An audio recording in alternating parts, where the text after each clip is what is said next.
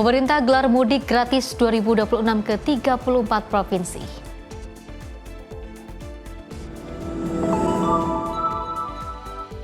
Pendaki tewas di Bukit Mongkrang.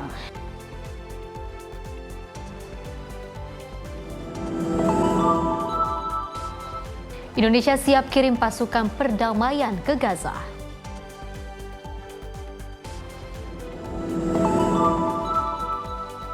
Seorang ayah di Sumbar bunuh pelaku pencabulan anaknya.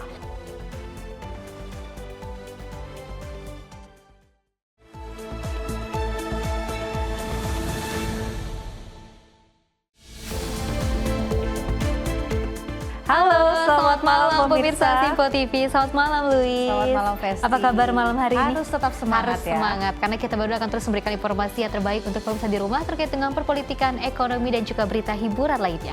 Dan selain itu kami juga telah menyiapkan sejumlah informasi menarik seputar peristiwa dari dalam negeri maupun dari mancanegara dan juga program olahraga. Bersama saya Luis Ayu. Dan saya Festi Rahmadi. Inilah Menyapa Indonesia Malam selengkapnya.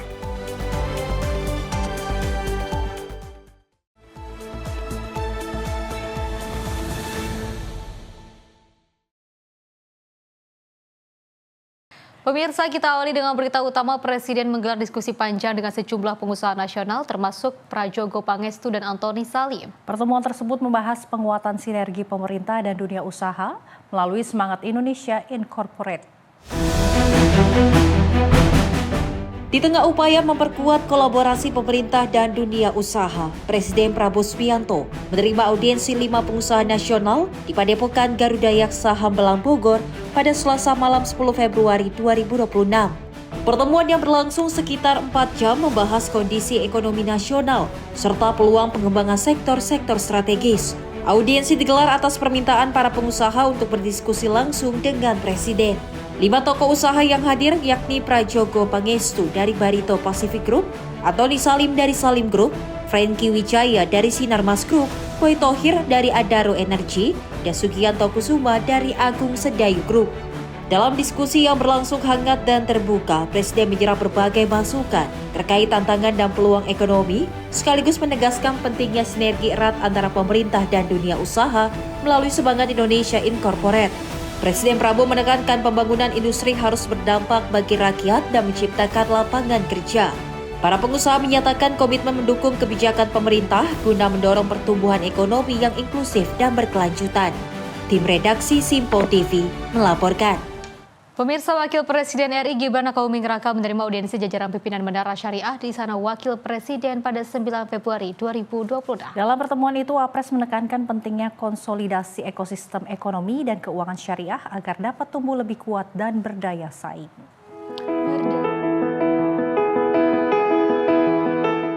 Pengembangan ekonomi dan keuangan syariah menjadi salah satu pilar penting dalam memperkuat fondasi perekonomian nasional yang inklusif, berkeadilan, dan berkelanjutan, sejalan dengan komitmen Presiden Prabowo Subianto. Dalam kerangka tersebut, Wakil Presiden RI Gibran Rakabuming Raka menerima audiensi jajaran pimpinan Menara Syariah di Istana Wakil Presiden pada Senin 9 Februari 2026. Menara Syariah memaparkan visi dan misi kepada Wapres termasuk perannya sebagai ekosistem yang menghubungkan berbagai sektor dalam ekonomi dan keuangan syariah nasional, baik di sektor keuangan, sektor real maupun sosial. Dalam kesempatan itu, Wapres menilai penguatan ekonomi syariah tidak dapat berjalan sendiri, melainkan memerlukan sinergi lintas sektor dan pemangku kepentingan. Sehingga pemerintah berkomitmen memperkuat koordinasi agar seluruh potensi ekonomi syariah dapat terintegrasi secara optimal. Tim redaksi Simpo TV melaporkan. Pemirsa, Wakil Presiden RI Gibran Rakabuming Raka menerima audiensi Himpunan Peritel dan Penyewa Pusat Perbelanjaan Indonesia atau HIPINDO pada 10 Februari 2026. Wapres tegaskan komitmen pemerintah dalam memperkuat usaha kecil dan menengah atau UKM. Menerima audiensi Himpunan Peritel dan juga Penyewa Pusat Perbelanjaan Indonesia atau HIPINDO pada Selasa 10 Februari 2026. Dalam kesempatan itu, Wapres juga menegaskan komitmen pemerintah dalam memperkuat usaha kecil dan menengah atau UKM dengan mendorong peningkatan akses produk lokal ke ruang-ruang strategis di pusat perbelanjaan dan jaringan retail modern. Wapres menilai penempatan produk lokal yang mudah terlihat dan diakses konsumen menjadi langkah konkret untuk meningkatkan daya saing UKM di tengah dominasi produk global. Menurut Budi Harjo Idiwansyah, Chairman Hipindo, masukan tersebut akan disampaikan kepada anggota agar merek-merek lokal dapat menjadi tuan rumah di negerinya sendiri. Lebih lanjut, menurut Budi Harjo, Wapres meyakini bahwa kualitas produk UKM Indonesia tidak kalah saing dengan produk asing. Namun memang menghadapi masalah dari segi costing, mungkin juga dari segi konsinyasi tadi, arahan Pak Wapres untuk bisa diberikan dukungan dari sektor Hipindo untuk para supplier. Kita menjadikan wisata belanja menjadi tolak ukur atau tolak punggung daripada ekonomi Indonesia. Bahwa wisata belanja akan mendatangkan banyak devisa, mendatangkan turis, dan juga akan meningkatkan ekonomi kita. Namun untuk mempercepat pertumbuhannya, Wapres menilai diperlukannya dukungan nyata, salah satunya melalui keringanan margin sewa dan juga skema konsinyasi yang lebih berpihak. Tim redaksi Simpo TV melaporkan. Pemirsa, dari Kementerian Kehutanan menggelar rapat koordinasi perencanaan dan juga pengawasan tahun 2026. Hal ini sebagai upaya memperkuat tata kelola kehutanan yang akuntabel, transparan, dan berintegritas. Rakorenwas 2026 mengusung tema penguatan tata kelola kehutanan pusat daerah menuju Indonesia Emas 2045 dan dibuka secara resmi oleh Menteri Kehutanan Raja Juli Antoni di Jakarta pada Selasa 10 Februari 2026. Dalam arahannya saat membuka kegiatan, Menteri Kehutanan menegaskan bahwa keseimbangan antara pembangunan dan pelestarian ekologi menjadi prinsip utama dalam perencanaan kehutanan ke depan. Penguatan tata kelola dinilai sebagai fondasi penting untuk memastikan pengelolaan hutan yang berkelanjutan dan berdampak bagi masyarakat. Saya berharap rapat koordinasi perencanaan dan pengawasan ini tidak menjadi ritual tahunan, tapi beyond legality, beyond administratif. Ini lebih esensial adalah menggerakkan kembali spirit kita, menguatkan kembali komitmen kita untuk berjuang bersama-sama, menjaga hutan kita, menjaga keseimbangan antara pembangunan, ekologi, dan kesejahteraan masyarakat. Saya kira 3 pilar tersebut apabila kita laksanakan secara baik, maka insya Allah sekali lagi kita akan menjadi orang yang bermanfaat bagi orang banyak, akan menjadi institusi yang bermanfaat, kementerian bermanfaat bagi seluruh rakyat Indonesia. Salah satu fokus utama pembenahan yang disampaikan Menteri Kehutanan adalah penyelesaian dashboard terpadu sebagai satu platform data dan peta kehutanan nasional. Ia menjelaskan bahwa pengembangan dashboard tersebut telah dikerjakan selama 6 hingga 8 bulan dan ditargetkan dapat mulai digunakan dalam waktu dekat. Sistem ini juga akan dikonsultasikan dengan Ketua Komisi Pemberantasan Korupsi atau KPK guna memastikan legitimasi, memperkuat perizinan, serta mencegah ego sektoral antar unit kerja. Selain penguatan sistem data, Menteri Kehutanan menyoroti perlunya pembenahan struktur manajerial, khususnya pada level koordinasi wilayah. Menurutnya terdapat kekosongan fungsi koordinasi di level menengah yang menyebabkan beban koordinatif terlalu panjang. Dalam arahannya, Menteri Kehutanan juga menyampaikan komitmen pemerintah dalam memperkuat pengamanan kawasan hutan. Presiden Republik Indonesia Prabowo Subianto telah menyetujui penambahan personil Polisi Kehutanan atau Polhut dan mendorong agar jumlah tersebut terus diidealkan sesuai kebutuhan pengamanan hutan nasional. Menteri Kehutanan menegaskan bahwa Rakorenwas tidak dimaknai sebagai agenda administratif tahunan semata, melainkan forum strategis yang bersifat esensial untuk menggerakkan kembali komitmen bersama dalam menjaga hutan dan memastikan keseimbangan pembangunan dan ekologi. Tim redaksi Simpo TV melaporkan.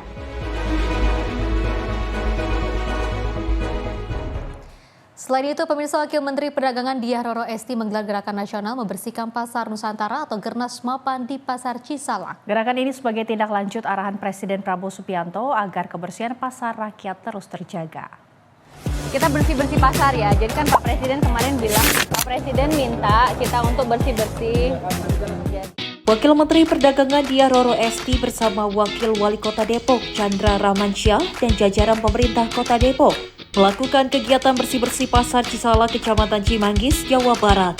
Aksi tersebut merupakan bagian dari gerakan nasional membersihkan Pasar Nusantara atau Gernas Mapan sebagai tindak lanjut arahan Presiden RI Prabowo Subianto agar kebersihan pasar rakyat terus terjaga. Menurutnya, tanggung jawab menjaga kebersihan pasar tidak hanya berada di tangan pemerintah, tetapi juga memerlukan peran aktif pengelola pasar, pedagang, dan pengunjung. Wamendak berharap semangat gotong royong dalam kegiatan ini dapat menumbuhkan kepedulian terhadap kebersihan dan rasa cinta terhadap lingkungan.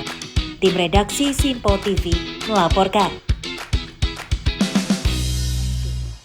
Pemirsa, dalam upaya kolaborasi melaksanakan program sesuai dengan arahan Presiden Prabowo Subianto, Kodim 0508 Depok menggelar upacara pembukaan TNI Manunggal Membangun Desa ke-127 tahun anggaran 2026. Ada dua kegiatan yang dilaksanakan dalam program TMMD ini, yaitu program fisik maupun non-fisik.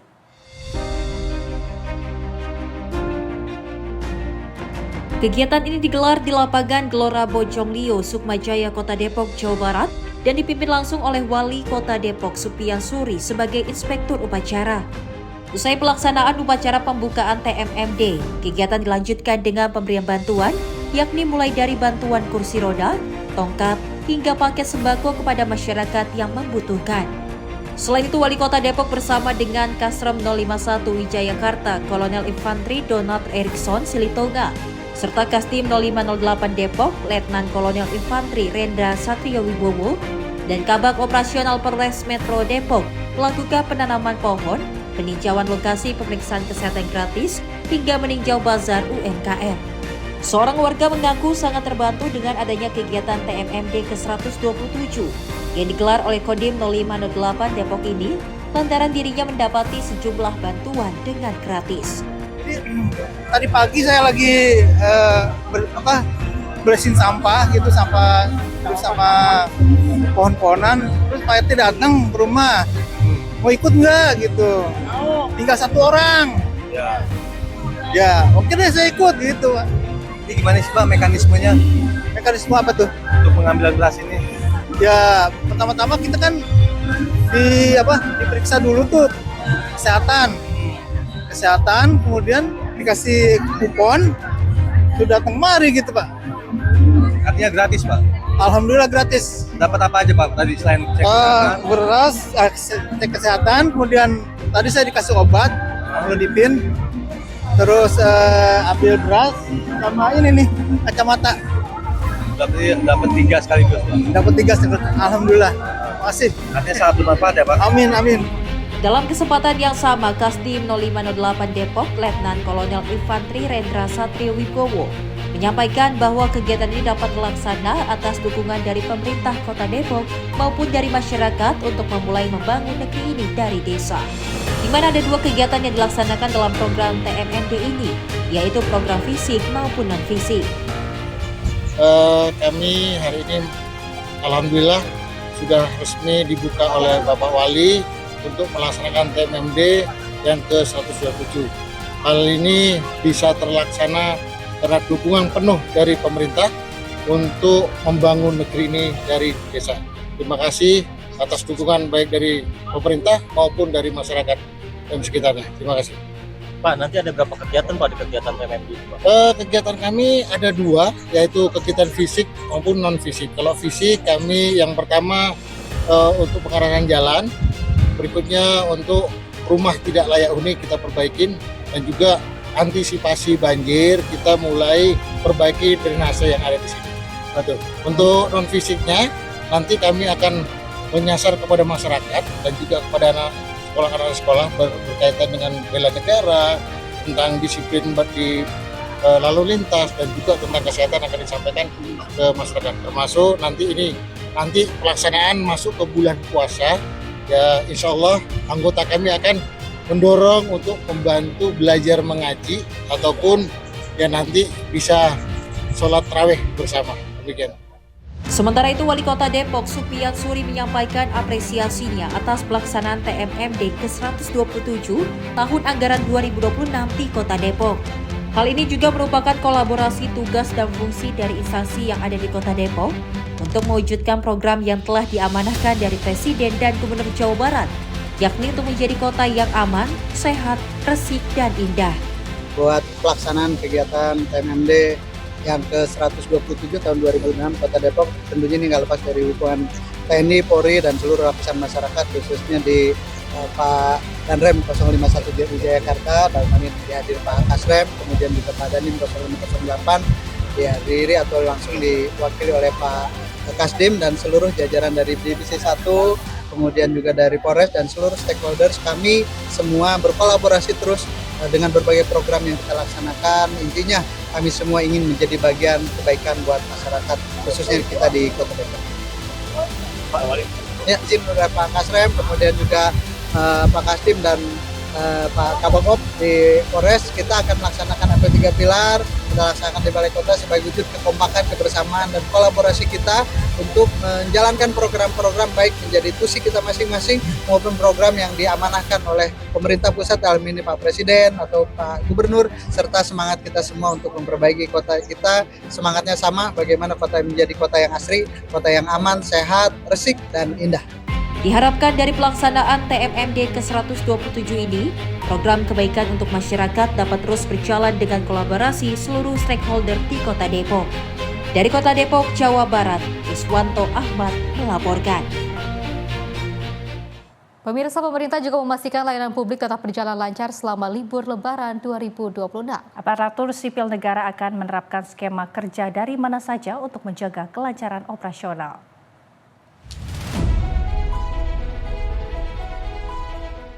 Pemerintah mengatur penyesuaian pelaksanaan tugas bagi aparatur sipil negara atau ASN selama periode Lebaran 2026 untuk memastikan layanan publik tetap berjalan lancar. Menteri Pendayagunaan Aparatur Negara dan Reformasi Birokrasi Rini Widiantini mengeluarkan surat edaran nomor 2 tahun 2026 mengenai kebijakan work from anywhere bagi ASN. Skema WFA diterapkan pada tanggal 16 hingga 17 Maret, serta 25, 26, dan 27 Maret selama Idul Fitri. Rini menekankan bahwa pejabat di kementerian dan lembaga perlu mengatur pelaksanaan work from anywhere secara mandiri dan selektif.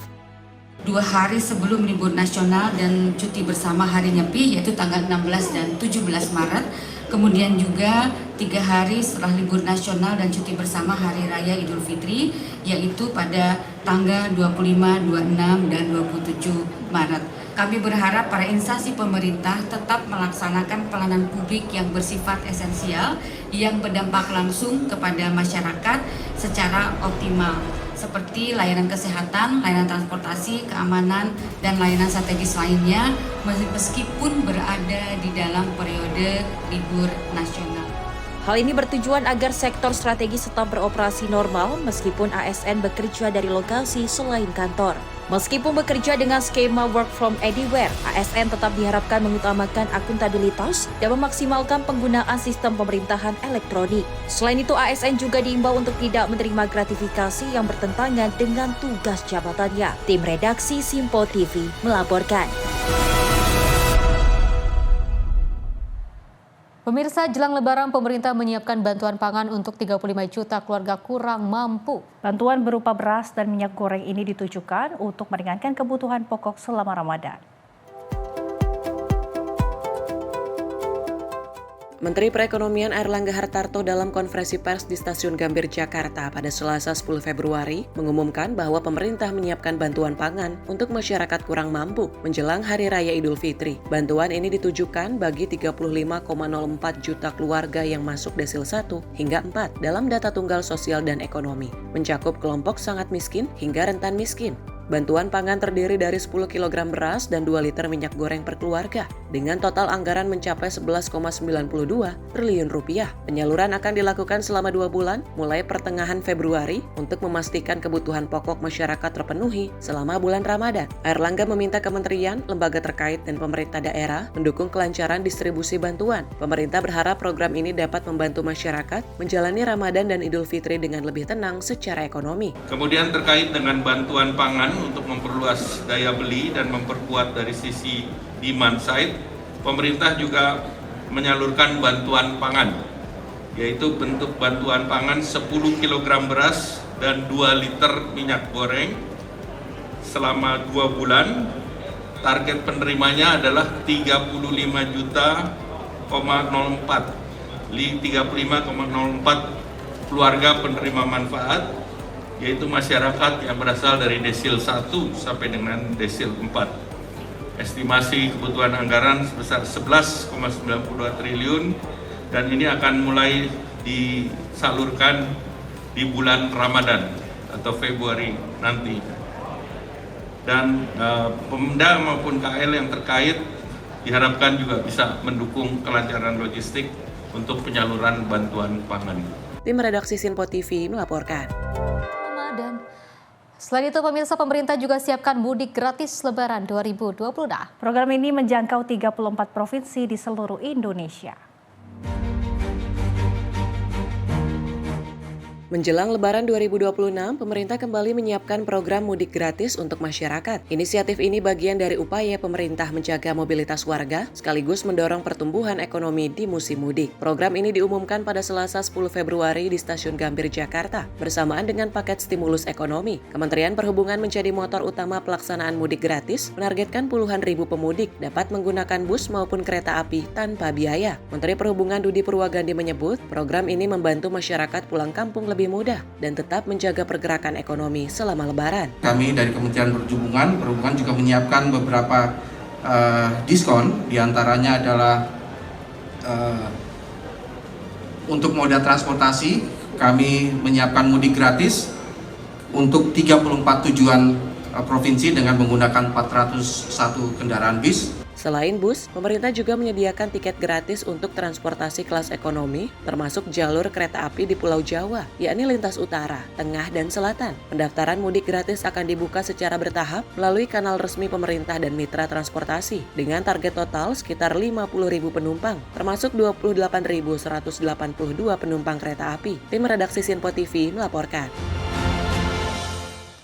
Informasi lainnya, pemirsa, pemeriksaan cek kesehatan gratis dilaksanakan pertama kalinya bagi kalangan Tentara Nasional Indonesia di tanah air. Sejauh ini gejala hipertensi cukup mendominasi pasca pemeriksaan yang berlangsung di Mabes TNI Jakarta Timur. Kementerian Kesehatan mengadakan pemeriksaan cek kesehatan gratis bagi insan TNI di Satuan Kesehatan Detasemen Markas Mabes TNI Cilangkap, Jakarta Timur. Direktur Jenderal Penanggulangan Penyakit Kemenkes Murti Utami menjelaskan hari pertama CKG didominasi gejala hipertensi para pasien. Menurutnya sejauh ini pemerintah bakal meningkatkan statistik pemeriksaan CKG dari 70 juta masyarakat pada tahun lalu menjadi 130 juta sasaran di tahun ini. Jadi kalau ditanya kira-kira penyakitnya apa ya gitu kan, ya kita belum punya data gitu ya. Kayak tadi aja saya baru ngecek gitu, itu sudah ada berapa belas ya, 17 ya, baru 2-3 orang, bukan baru ya. Alhamdulillah hanya 2-3 orang yang terdeteksi hipertensi gitu ya. Tetapi ini akan kita monitor lagi. Nah, tapi kalau dari populasi dari 70 juta yang tahun lalu memang terbanyak adalah hipertensi ya, gitu ya. Kadang-kadang kita nggak sadar bahwa kita tuh punya hipertensi kan gitu ya. Kita nggak merasa, kita hanya mikir pusing gitu ya. Pemeriksaan cek kesehatan gratis ini tidak hanya untuk TNI aktif, namun keluarga hingga masyarakat sekitar. Pemeriksaan ini juga dapat dirasakan oleh seluruh TNI yang sedang bertugas di medan operasi. Jadi CKG ini hari ini adalah dimulai untuk TNI dengan datangnya Ibu Dirjen ke sini. Secara simbolis kita mulai. Nantinya ini akan dikenakan ke semua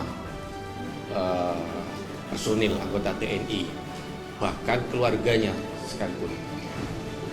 Bahkan nanti kalau yang di Satgas itu memang ada kesempatan untuk melakukan CKG, kita lakukan. Tadi sudah disampaikan oleh Dirjen seperti itu. Dimanapun bisa dilakukan selama fasilitas kesehatan di situ terdaftar dalam Satu Sehat. Salah satu peserta cek kesehatan gratis mengungkapkan rangkaian pemeriksaan ini berjalan efektif dengan sejumlah catatan medis dikarenakan kondisi kesehatan yang menurun saat pemeriksaan berlangsung.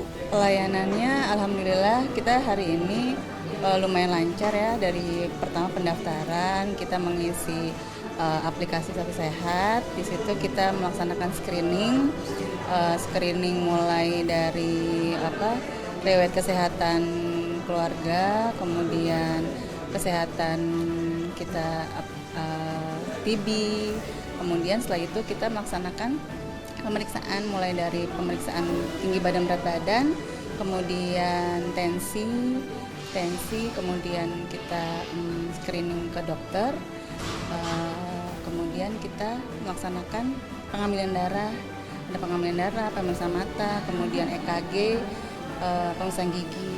Hanya dengan membawa kartu identitas penduduk atau KTP, pemeriksaan ini dapat dirasakan oleh sebuah kalangan masyarakat, tidak hanya bagi TNI. Pemeriksaan CKG ini diharap berdampak bagi masyarakat secara meluas dan mampu disosialisasikan masif. Dari Jakarta, Max Munte, Azizul Hakim, Sinpo TV melaporkan.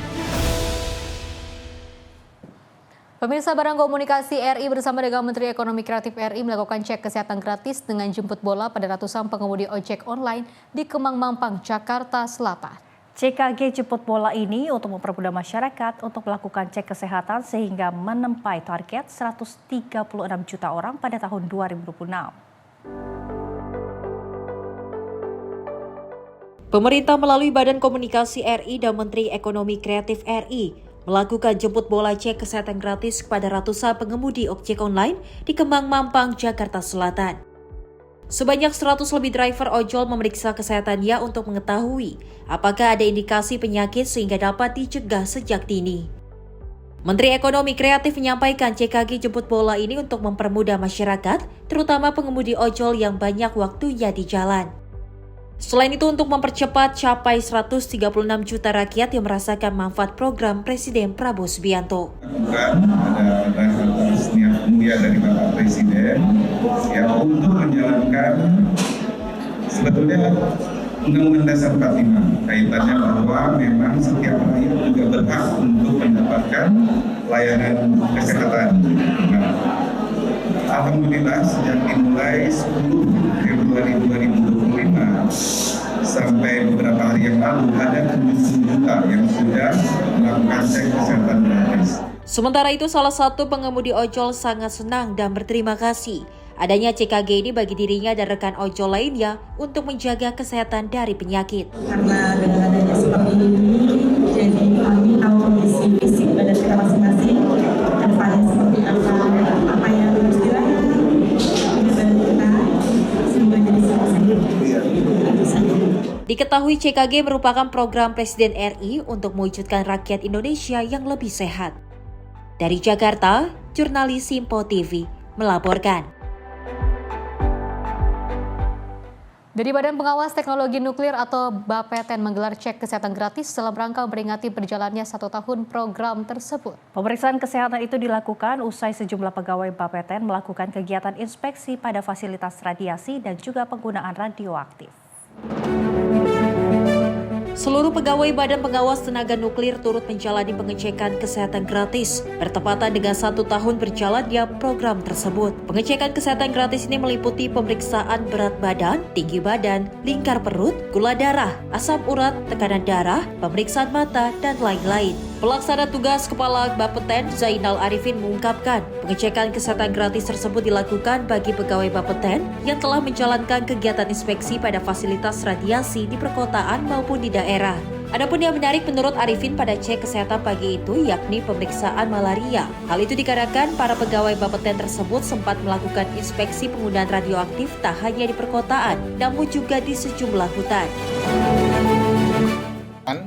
Ini adalah tepat 1 tahun ya, pemeriksaan kesehatan gratis. Karyawan BAPTN ini melakukan kegiatan inspeksi di fasilitas radiasi baik di perkotaan maupun di daerah. Dan tadi kita sudah melihat bahwa pemeriksaan kesehatan banyak hal ya yang sangat menarik adalah ada pemeriksaan malaria karena karyawan BAPTN ini juga melakukan inspeksi penggunaan radioaktif baik di perkotaan maupun di hutan-hutan karena penggunaan nuklir di Indonesia ada di semua tempat baik itu di perkotaan, pedesaan maupun di hutan dan di tengah laut juga ada. Untuk itu saya mengucapkan terima kasih, semoga pemeriksaan kesehatan gratis ini sukses dan Indonesia maju. Terima kasih. Di samping itu, staf khusus Kementerian Kesehatan Bidang Tata Kelola dan Reformasi Birokrasi Bambang Widianto berharap program CKG ini dapat mempermudah masyarakat yang melakukan screening kesehatan untuk berbagai penyakit agar dapat tertangani dengan lebih baik. Dari layanan masyarakat terkait kesehatan itu kita lebih kepada promotif dan preventif. Ya, jadi kita ini yang CKG ini adalah diharapkan kita dapat melakukan screening untuk berbagai penyakit sehingga dapat ditangani dengan lebih baik. Nah, jadi Bapak Ibu sekalian, seperti Bapak Ibu ketahuan, penyakit terbesar yang menimbulkan kematian adalah penyakit kardiovaskuler, stroke, jantung, dan juga kanker. Ini 3 penyakit yang menjadi prioritas kita. Nah, tapi penyakit ini Bapak Ibu sekalian sebetulnya nggak langsung terjadi. Penyakit ini itu bisa akan menjadi benar-benar fatal kalau kita diamkan. Itu lama, 3-5 tahun, 10 tahun barangkali itu baru terjadi serangan jantung. Makanya pencegahan itu menjadi penting. Ya, jadi kita mencegah, ini nanti di puskesmas itu dicek tekanan darah, dicek kolesterol, dicek yang kanker itu sampai di puskesmas pun kita 4 jenis kanker bisa kita lakukan di puskesmas untuk screeningnya. Dari Jakarta, Sri Dewi Andayani, Mutia Agiani, Simpo TV melaporkan. Pemirsa, saling jembatan gantung putus, minibus terjun ke sungai. Informasinya usai jeda berikut ini.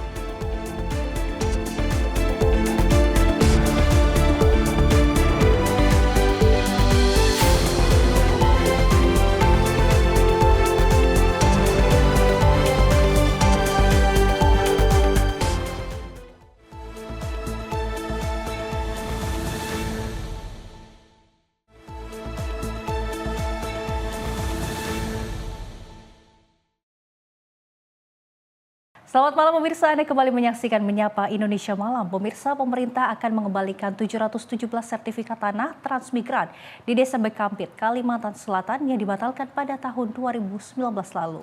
Langkah ini disertai mediasi dengan perusahaan tambang setelah ditemukan kesalahan dalam penerapan aturan pembatalan.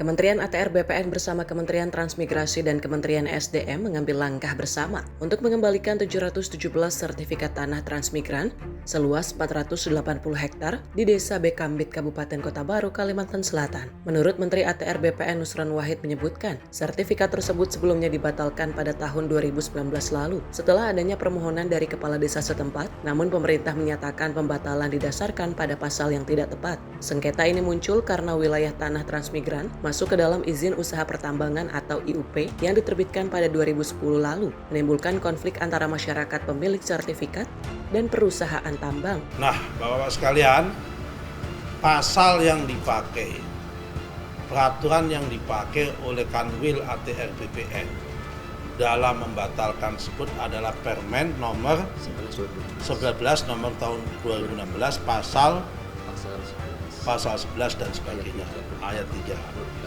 Yang menurut hemat kami, pasal tersebut tidak sesuai untuk diterapkan.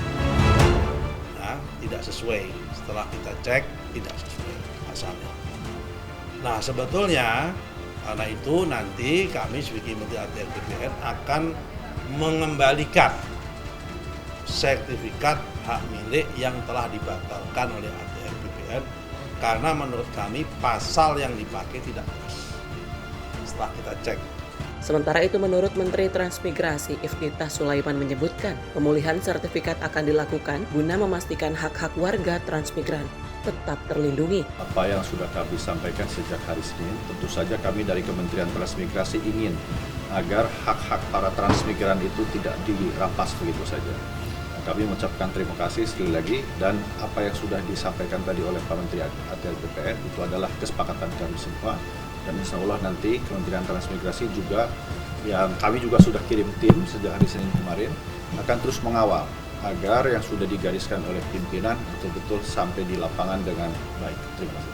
Lebih lanjut, tim gabungan ketiga kementerian akan turun langsung ke lapangan untuk melakukan mediasi hingga masalah tuntas, sekaligus memastikan perusahaan tambang menyesuaikan izin operasional sesuai regulasi yang berlaku. Dari Jakarta, Anggita Zahra, Rona Bayu, Simpo TV melaporkan. Pemirsa, OJK terus berupaya meningkatkan kompetensi tim penilai calon pihak utama di industri lembaga pembiayaan, perusahaan modal Ventura, lembaga keuangan mikro, dan lembaga jasa keuangan lainnya. Melalui PVML Fit and Proper Test Assessor Summit 2026 di Jakarta. Berlangsung di Jakarta pada Senin 9 Februari 2026, OJK kembali mengadakan PVML Fit and Proper Test Assessor Summit 2026 untuk meningkatkan kompetensi tim penilai calon pihak utama dalam menilai integritas, reputasi, dan kompetensi calon pengelola PVML. Kepala Eksekutif Pengawas Lembaga Pembiayaan Perusahaan Modal Ventura, Lembaga Keuangan Mikro, dan Lembaga Jasa Keuangan lainnya OJK, Agusman mengatakan, peran tim penilai sangat strategis dalam memastikan kualitas pihak yang masuk ke industri PVML, sebab sektor ini belum memiliki skema penjaminan seperti perbankan, sehingga proses seleksi calon pihak utama perlu dilakukan secara ketat untuk menjaga keberlanjutan industri dan melindungi kepentingan masyarakat. Industri PVML sendiri mencatat pertumbuhan aset sebesar 7,48% secara year on year, menjadi 1.115 triliun rupiah pada 2025, dengan penyaluran pembiayaan tumbuh sebesar 7,26%, mencapai 1.003 triliun rupiah, dengan jumlah pelaku industri sebanyak 756 entitas. Agusman menyatakan keberadaan industri PVML diharapkan dapat memberikan kontribusi yang lebih besar terhadap perekonomian nasional, terutama dalam mendukung pembiayaan usaha mikro, kecil, dan menengah. Tim redaksi Sinpo TV melaporkan. Kita beralih ke informasi lainnya, pemirsa. Sebuah kendaraan minibus berisi belasan penumpang terjun ke sungai setelah seling jembatan gantung Jati Agung di Kabupaten Tanggamus, Lampung yang dilintasi putus. Insiden yang juga melanda rombongan usai menghadiri resepsi pernikahan ini menyebabkan 1 orang mengalami luka berat dan 2 luka ringan.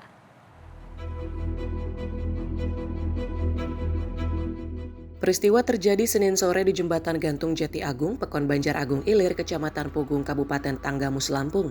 Kendaraan minibus angkutan pedesaan bermuatan 18 orang yang baru menghadiri resepsi pernikahan terjun ke sungai setelah seling jembatan gantung sebelah kiri yang dilintasinya putus. Akibat putusnya seling, minibus pun terjun ke sungai dengan ketinggian mencapai 10 meter. Polisi menyebut tidak ada korban jiwa akibat insiden ini. Namun 1 penumpang mengalami luka berat dan 2 mengalami luka ringan. Saat ini seluruh korban telah dievakuasi ke rumah sakit di Kota Bandar Lampung dan Pringsewu untuk mendapatkan perawatan medis. Jadi pada hari Senin tanggal 9 Februari 2026, sekira pukul 17.30 WIB atau jam setengah 6 sore di Jembatan Gantung Pekon Banjar Agung Ilir, Kecamatan Pugung, Kabupaten Tanggamus. Bermula dari kendaraan R4 angkutan pedesaan Suzuki Carry BE 1058 UU yang bermuatan sekira 18 orang beserta sopir setelah menghadiri resepsi pernikahan di Gisting hendak pulang ke Dusun Jati Agung, Pekon Banjar Agung Ilir, Kecamatan Pugung, Kabupaten Tanggamus. Sesampainya di TKP Jembatan Gantung Jati Agung, Pekon Banjar Agung Ilir, Kecamatan Pugung, Kabupaten Tanggamus, kendaraan R4 tersebut melintas dengan pelan. Ketika hampir sampai di penghujung jembatan, besi penahan seling sebelah kiri patah, sehingga jembatan gantung miring ke kiri dan kendaraan R4 terperosok ke sungai dengan ketinggian kurang lebih 10 meter dan mengakibatkan penumpang mengalami luka-luka. Untuk sementara, korban meninggal dunia nihil, luka berat 1 dan luka ringan 2. Saat ini akses jembatan gantung telah ditutup dan warga diminta untuk menggunakan jalur alternatif. Dari Tanggamus, Lampung, Immanuel Simorangkir, kontributor Sinpo TV melaporkan. 4 korban kecelakaan kapal cumi di Kepulauan Aru, Maluku ditemukan dalam kondisi tewas. Hingga Selasa 10 Februari 2026, tim SAR gabungan masih menyisir perairan laut Aru guna mencari 4 ABK lainnya yang masih dinyatakan hilang. Upaya pencarian korban tenggelamnya KM Indo Perkasa 03 masih terus berlanjut pada Selasa 10 Februari 2026 siang. Tim Basarnas Ambon membuka posko operasi darurat di Kota Dobo untuk memaksimalkan proses pencarian. Dari total 16 penumpang, 8 orang dinyatakan selamat, 4 tewas dan 4 lainnya masih dalam pencarian. Insiden bermula saat kapal berukuran 26 GT ini diterjang ombak besar dan angin kencang di sekitar Pulau Wasir pada Senin lalu.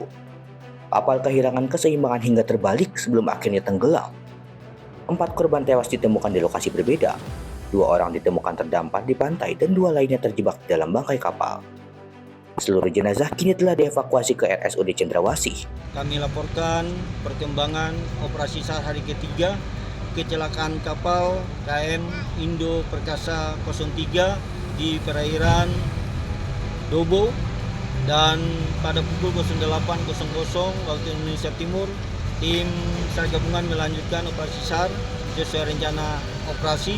Selanjutnya pada pukul 11.45 waktu Indonesia Timur, tim SAR gabungan melaksanakan evakuasi salah satu korban yang ketiga ke RIB Basarnas di perairan Desa Jerwatu. Setelah itu, tim SAR gabungan melaksanakan pencarian dan menemukan satu korban di dalam bangkai kapal KM Indo Perkasa 03. Selanjutnya dibawa menggunakan rig menuju ke pelabuhan Dobo dan dievakuasi dengan ambulans menuju ke rumah sakit daerah Cendrawasih Dobo. Saat ini, tim gabungan masih menyisir titik koordinat kejadian di tengah kondisi cuaca yang tidak menentu di perairan Aru. Dari Kepulauan Maluku, jurnalis Simpo TV melaporkan. Pemirsa, seorang pelajar SMP bernama Adi Saputra, 15 tahun, warga desa Bulu Lor, Kecamatan Jambon, Kabupaten Ponorogo ditemukan dalam kondisi meninggal dunia setelah dinyatakan hilang selama 3 hari. Tubuh remaja tersebut ditemukan di dalam sumur tua yang lokasinya tidak jauh dari rumahnya.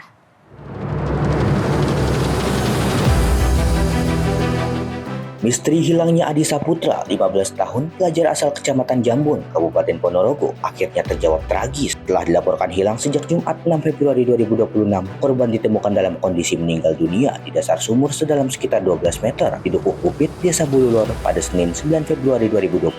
Tim SAR gabungan berhasil menjangkau korban sekitar pukul 6.30 waktu Indonesia Barat telah melakukan asesmen teknis di lokasi. Kedalaman sumur serta diameter yang sempit membuat evakuasi tidak bisa dilakukan secara biasa dan harus menggunakan teknik vertical rescue. Setelah korban berhasil dijangkau, petugas melakukan proses packing jenazah sebelum diangkat ke permukaan. Evakuasi dilakukan secara bertahap menggunakan sistem tali, anchor, dan teknik lifting demi keselamatan petugas. Usai proses evakuasi, jenazah Adi Saputra langsung dibawa ke RSUD Dr. Harjono Ponorogo untuk penanganan lebih lanjut oleh pihak berwenang. Tim redaksi Simpo TV melaporkan. Setelah 2 hari pencarian, akhirnya tim SAR gabungan berhasil menemukan pemuda tenggelam di Pantai Sine, Tulung Agung pada 9 Februari 2006. Korban ditemukan dalam kondisi meninggal dunia dan berada di sisi karang. Penemuan awal korban atas nama Muhammad Ataya Ulun, 20 tahun, berdasarkan laporan dari personel potensi SAR mengenai adanya jenazah di sisi karang. Tim SAR segera mengirimkan personel untuk memastikan informasi serta melakukan evakuasi korban. Proses evakuasi berjalan lancar. Jenazah korban selanjutnya dibawa ke RSUD Dr. Iskak Tulung Agung untuk mendapatkan penanganan lebih lanjut. Sebelumnya pencarian dilakukan intensif dengan mengarahkan 2 seru air. Seru air pertama melakukan penyisiran di permukaan perairan, sementara seru air kedua melakukan upaya pencarian di bawah air dengan penyelaman di sekitar lokasi kejadian. Di saat yang bersamaan, tim SAR gabungan juga mengarahkan sejumlah personel untuk melakukan penyisiran dan pengamatan visual di sepanjang pesisir Pantai Sine. Tim redaksi Simpo TV melaporkan. Pemirsa, satu unit rumah warga di Kota Masohi, Maluku Tengah, Maluku hangus terbakar pada Selasa 10 Februari 2026. Api diduga akibat ledakan kompor yang terjatuh saat memasak.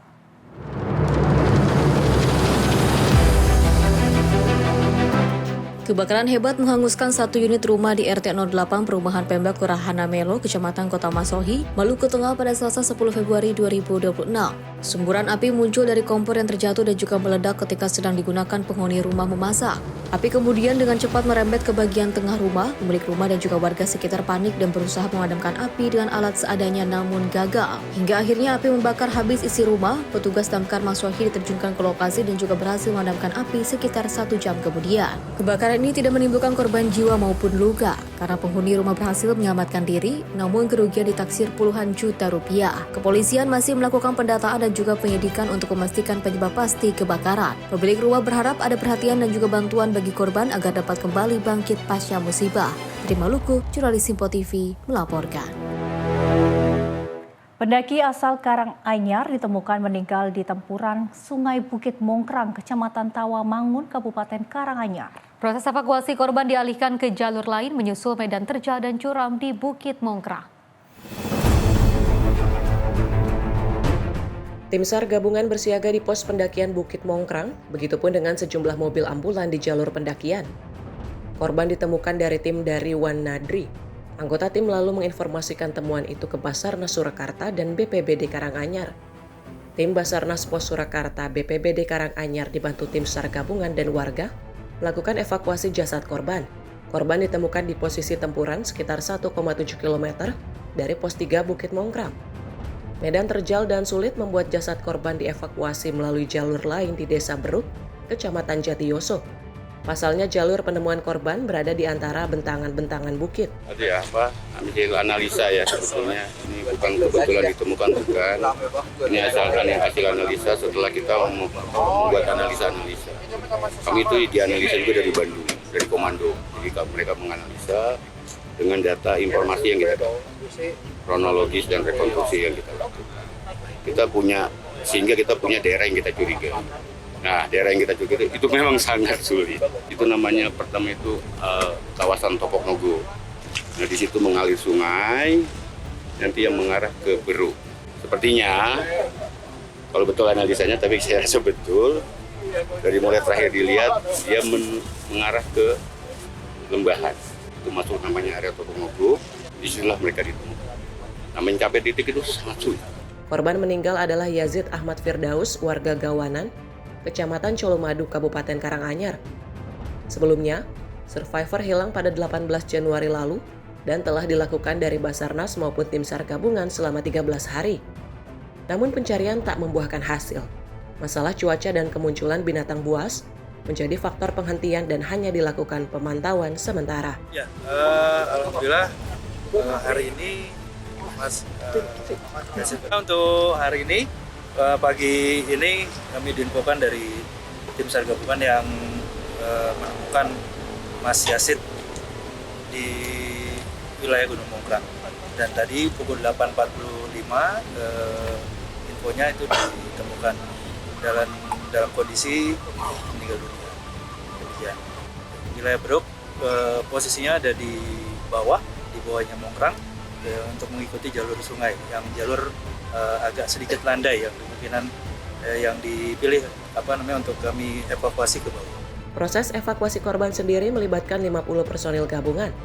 Jasad korban dibawa ke RSUD Karanganyar untuk pemeriksaan lanjutan dari tim medis dan kepolisian.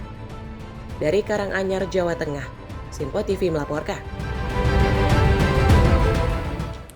Pemirsa, arus lalu lintas di Jalan Raya Puncak, Kabupaten Bogor direncanakan akan dilebarkan kembali. Bupati Bogor Rudi Sismanto melakukan komunikasi dengan dinas terkait dan juga sudah dianggarkan adanya Detail Engineer Design atau DED. Pemerintah Kabupaten Bogor sudah merencanakan pembangunan pelebaran Jalan Raya Puncak yang juga dimulai dari Simpangan Gadog, Kecamatan Ciawi, Kabupaten Bogor. Pembangunan ini dilaksanakan secara parsial dengan membuat sodetan. Perencanaan ini Bupati Bogor Rudi Sismanto sudah melaksanakan rapat dengan dinas terkait. Pelebaran Jalan Raya dilakukan secara parsial, mulai dari Simpang Pasir Muncang, Masjid Megamendung dan juga terakhir di Cisarua. Ada jalur alternatif puncak dari Pasir Muncang. Kita mulai dari kemarin sudah lakukan tahapan pelebaran parsial. Lalu beberapa sodetan-sodetan, DED-nya sedang berjalan. Selesai kita akan lakukan intervensi pelebaran di beberapa sodetan-sodetan.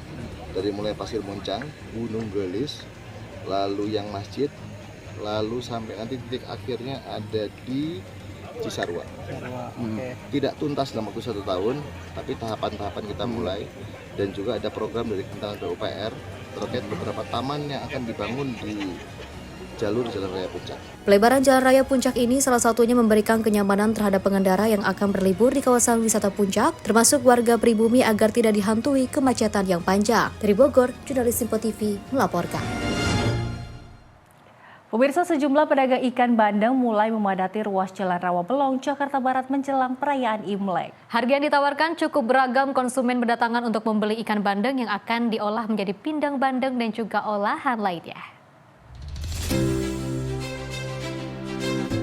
Menjelang Hari Raya Imlek yang jatuh pada tanggal 17 Februari 2026 mendatang, sejumlah pedagang ikan bandeng mulai memadati ruas Jalan Rawabelong, Kebonjeruk, Jakarta Barat. Adapun harga yang dibanderol beragam tergantung dari besar kecilnya ikan bandeng yang juga dijajakan, mulai dari Rp65.000 per kilogram hingga Rp95.000 per kilogramnya. Salah satu pedagang ikan bandeng, Supri, menyampaikan bahwa ikan bandeng yang ia jual di lapaknya ini jelang Imlek tahun ini, dagangannya mulai diburu konsumen di mana mayoritas pembeli yang datang merupakan langganan tiap tahunnya. Sementara salah seorang konsumen ikan bandeng, Badria, mengatakan ikan bandeng yang ia beli tiap tahunnya di lokasi jelang Imlek ini akan ia masak menjadi pindang bandeng khas Betawi berbagai varian seperti pucung bandeng, pindang pepes dan juga bandeng presto yang akan disantap bersama keluarga besarnya. Harganya sih dari 65.000 sampai 95.000, variasi dari kecil sampai besar.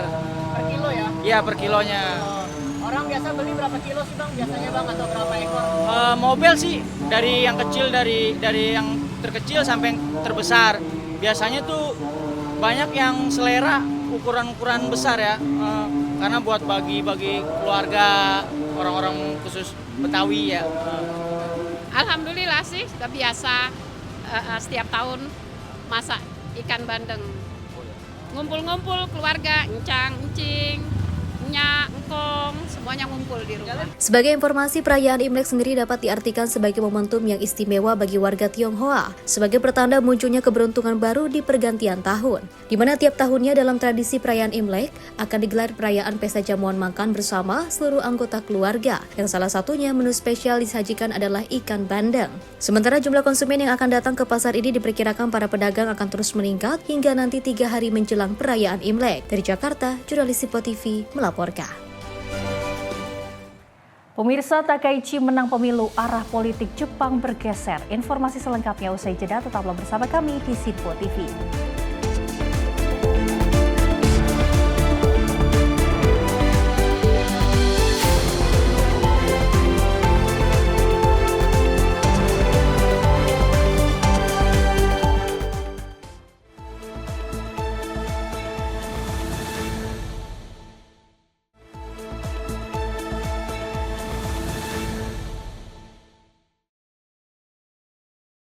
Terima kasih pemirsa, Anda masih bersama kami dan kita lanjutkan informasinya. Pasukan Amerika Serikat menahan sebuah kapal tanker minyak di Samudra Hindia pada hari Senin.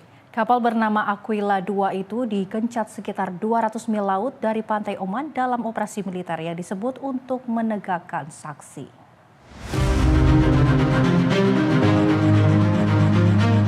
Rekaman operasi menunjukkan pasukan Amerika Serikat mendekati kapal tanker menggunakan helikopter sebelum turun dan menguasai geladak kapal. Menurut Pentagon, intersepsi dilakukan untuk menegakkan sanksi yang berlaku dan mencegah pengangkutan kargo yang dilarang. Departemen Pertahanan menyatakan mereka telah melacak dan memburu kapal tersebut sejak dari wilayah Karibia. Aquila 2 dilaporkan berlayar dari kawasan Teluk menuju Asia Timur saat dicegat. Sejumlah laporan menyebutkan kapal ini diduga memiliki kaitan dengan Rusia dan upaya penghindaran sanksi. Namun informasi tersebut belum terverifikasi dan tidak ada komentar resmi dari Moskow. Pernyataan ini menyusul operasi serupa dalam beberapa pekan terakhir, termasuk penahanan tanker Veronica dan Olina di kawasan Karibia. Operasi ini menambah tegang situasi maritim di tengah peningkatan pengawasan terhadap pengiriman energi global. Tim redaksi Sipo TV melaporkan. Pemirsa, pemerintah Indonesia kembali menegaskan komitmennya dalam mendukung perdamaian di Palestina.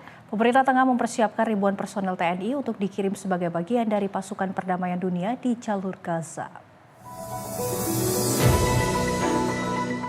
Komitmen Indonesia dalam respon konflik kemanusiaan di jalur Gaza memasuki babak baru. Pemerintah melalui Menteri Sekretaris Negara Prasetyo Hadi menanggapi isu terkait rencana pengiriman ribuan personil TNI ke wilayah konflik tersebut. Menurut Prasetyo, angka 8.000 personil yang sempat beredar hanyalah bagian dari estimasi awal. Dalam rencana yang lebih besar, Indonesia bahkan menyiapkan hingga 20.000 personil TNI yang siap diterjunkan jika kesepakatan internasional telah dicapai. Ditemui di kawasan Gambir, Jakarta Pusat pada Selasa sore, Prasetyo menjelaskan bahwa kesiapan personil terus dimatangkan oleh jajaran terkait.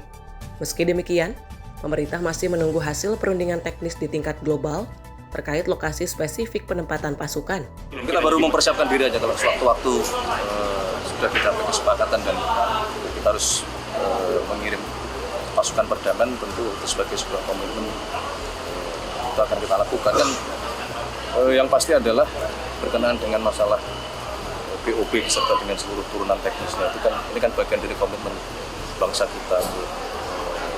Tentu komitmen pertama kan kita menghendaki pengakuan kemerdekaan kepada bangsa Palestina.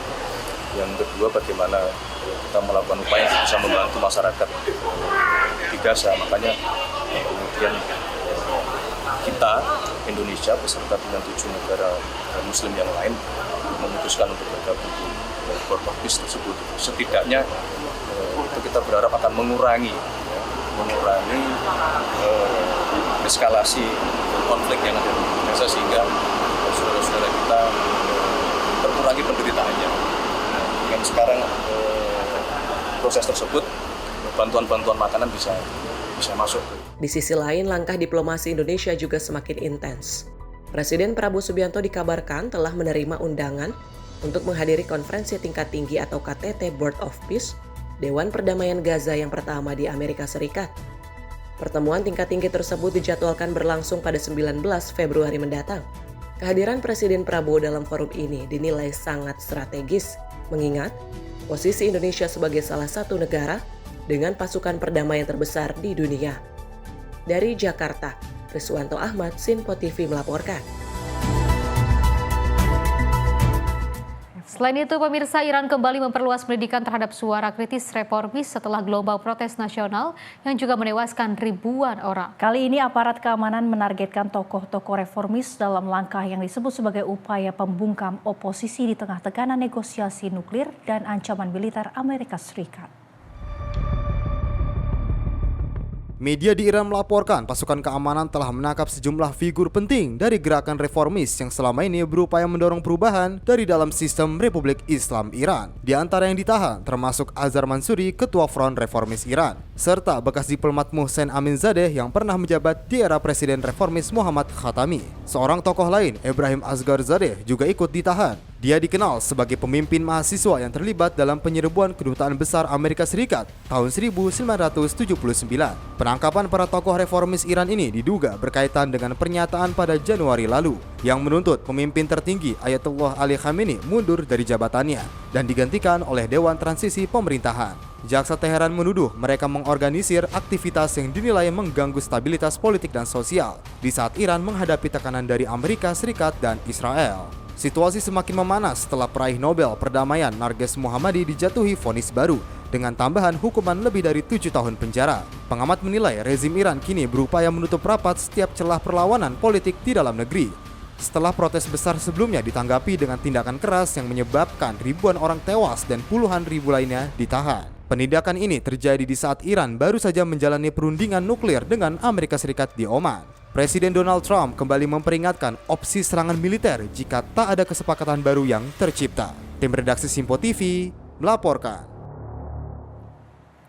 Pemirsa, Perdana Menteri Jepang Sane Takaichi meraih kemenangan besar dalam pemilu memberi partai yang berkuasa dominasi di majelis rendah parlemen. Hasil ini membuka jalan bagi pergeseran kebijakan Jepang ke arah yang lebih konservatif, terutama dalam isu keamanan, imigrasi, dan sosial.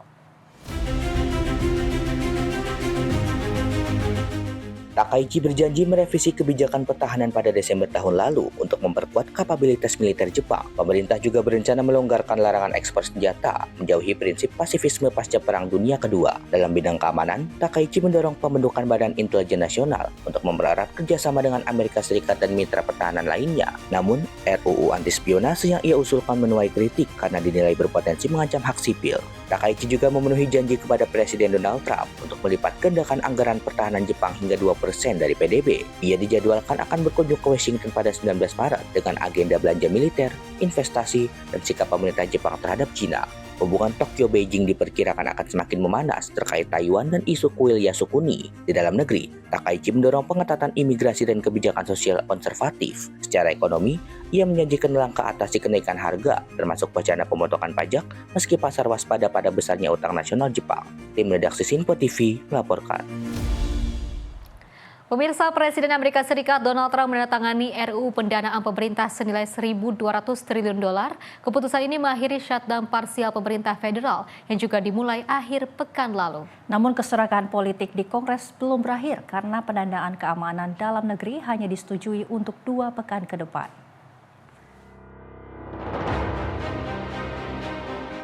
Trump menandatangani RUU tersebut tak lama setelah DPR menyetujuinya. Dalam pemungutan suara yang ketat, RUU lolos dengan selisih tipis, 217 suara setuju dan 214 menolak. Presiden Trump menyebut RUU ini sebagai kemenangan bagi rakyat Amerika. Undang-undang tersebut merampungkan 11 RUU anggaran tahunan yang akan mendanai lembaga pemerintah hingga akhir September. Namun kompromi ini hanya menyelesaikan satu pertarungan anggaran dan sekaligus membuka konflik baru karena pendanaan Departemen Keamanan Dalam Negeri atau DHS hanya diperpanjang selama 2 pekan hingga tanggal 13 Februari. Partai Demokrat menuntut pembatasan lebih ketat terhadap operasi imigrasi, menyusul kematian 2 warga dalam penembakan yang melibatkan petugas federal. Pemimpin minoritas DPR, Hakim Jeffries menegaskan, Demokrat tidak akan menyetujui pendanaan sementara lagi tanpa perubahan besar dalam operasi ICE. Ketua DPR, Mike Johnson menyatakan optimisme bahwa kesepakatan dapat dicapai dan mendesak semua pihak bernegosiasi dengan etikat baik. Namun di Senat, pemimpin mayoritas John Thune terlihat lebih pesimistis, menyebut kesepakatan sebagai sebuah keajaiban. Proses pengesahan RUU ini sendiri berlangsung tanpa margin kesalahan. Ketua DPR harus menahan pemungutan suara hampir 1 jam untuk mengamankan dukungan dari Partai Republik. Dalam pemungutan suara akhir, 21 Republik bergabung dengan Demokrat menolak RUU, sementara jumlah yang sama dari Partai Demokrat justru memberi dukungan. Shutdown kali ini berbeda dengan krisis tahun lalu yang berlangsung selama 43 hari dan melumpuhkan lebih banyak lembaga. Sejumlah program penting seperti bantuan pangan dan Taman Nasional sudah lebih dulu mendapat pendanaan, sehingga dampak shutdown kali ini relatif lebih terbatas. Tim redaksi Sinpo TV melaporkan. Pemirsa, Presiden Amerika Serikat Donald Trump juga menyebut Presiden Kolombia Gustavo Petro sebagai sosok yang luar biasa. Pujian itu disampaikan setelah pertemuan hampir 2 jam di Gedung Putih. Sebuah perubahan sikap yang tajam dari ketegangan keras kedua pemimpin beberapa pekan terakhir.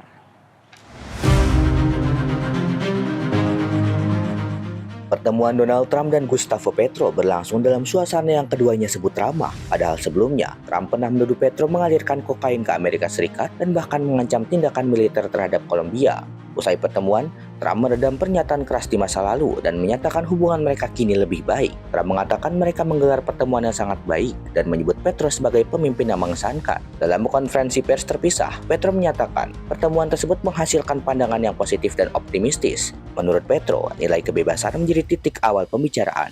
Salah satu momen simbolik terjadi saat Trump memberikan topi merah bertuliskan Make America Great Again. Petro menyebut ia ingin menambahkan huruf S menjadikannya Make the Americas Great Again sebagai simbol persatuan Amerika Utara dan Selatan. Dalam pertemuan tersebut, kedua pemimpin membahas kerjasama pemberantasan narkotika serta situasi di Venezuela. Petro menyebut kemiskinan dan keterisolasian menjadi akar maraknya produksi narkoba. Petro juga mengatakan ia menyerahkan nama-nama gundal narkotika kelas atas yang menurutnya tidak berada di hutan, melainkan hidup di kota-kota besar dunia. Dalam pertemuan itu, Petro juga mengundang Trump untuk berkunjung ke kota wisata Cartagena, serta meminta bantuan Amerika Serikat untuk memediasi ketegangan dagang antara Kolombia dan Ekuador. Sebagai tanda keakraban, Trump memberikan bukunya The Art of the Deal dengan tulisan tangan bertuliskan You Are Great. Petro mengunggah foto buku tersebut dengan komentar bernada ironis di media sosial. Pertemuan ini terjadi di tengah hubungan Amerika Serikat dan Kolombia yang dalam beberapa tahun terakhir mengalami ketegangan akibat operasi militer Amerika Serikat di kawasan dan sanksi terhadap Petro serta keluarganya. Meski demikian, Kolombia tetap menjadi salah satu sekutu utama Amerika Serikat dalam perang melawan narkotika dan berstatus sekutu non-NATO utama. Tim redaksi Sinpo TV melaporkan. Pemirsa, Pangeran William melakukan kunjungan resmi kerajaan ke Arab Saudi dan juga bertemu oleh putra mahkota Mohammed bin Salman. Keduanya meninjau kawasan At-Turaif di Diriyah, situs warisan dunia UNESCO. Pertemuan ini menjadi bagian dari upaya memperkuat hubungan diplomatik dan kerjasama antara London dan juga Riyadh. Pangeran William dan putra mahkota Saudi Mohammed bin Salman bertemu di Diriyah pada Senin malam. Keduanya melakukan tur di At-Turaif District, kawasan bersejarah yang menjadi salah satu simbol awal berdirinya kerajaan Saudi. Situs ini telah ditetapkan sebagai warisan dunia UNESCO dan menjadi salah satu destinasi utama dalam program modernisasi dan pariwisata kerajaan Saudi. Kunjungan Pangeran William dipandang sebagai langkah diplomasi penting untuk memperkuat hubungan Inggris dan Arab Saudi di tengah dinamika politik dan ekonomi global. Pertemuan ini juga menegaskan peran kedua negara dalam kerjasama strategis, termasuk investasi, perdagangan, dan isu keamanan regional. Inggris dan Arab Saudi dipandang sebagai mitra penting dalam menjaga stabilitas Timur Tengah di tengah ketegangan geopolitik dan dinamika konflik kawasan. Tim redaksi Sinpo TV melaporkan. Sementara itu, pemirsa, mantan Presiden Amerika Serikat Bill Clinton dan juga mantan Menteri Luar Negeri Hillary Clinton menyatakan kesediaan untuk memberikan kesaksian dalam penyelidikan DPR Amerika Serikat terkait kasus Jeffrey Epstein. Kesiapan ini disampaikan menjelang pemungutan suara atas tuduhan penghinaan terhadap Kongres, meski kesepakatan terus belum difinalkan secara tertulis. Kesiapan kedua Clinton disampaikan melalui email kuasa hukum mereka pada Komite Pengawasan DPR AS pada Senin malam. Dalam pesan tersebut, para pengacara menyatakan Bill dan Hillary Clinton akan memenuhi tuntutan Ketua Komite, James Comer, dan siap hadir dalam deposisi pada tanggal yang disepakati bersama.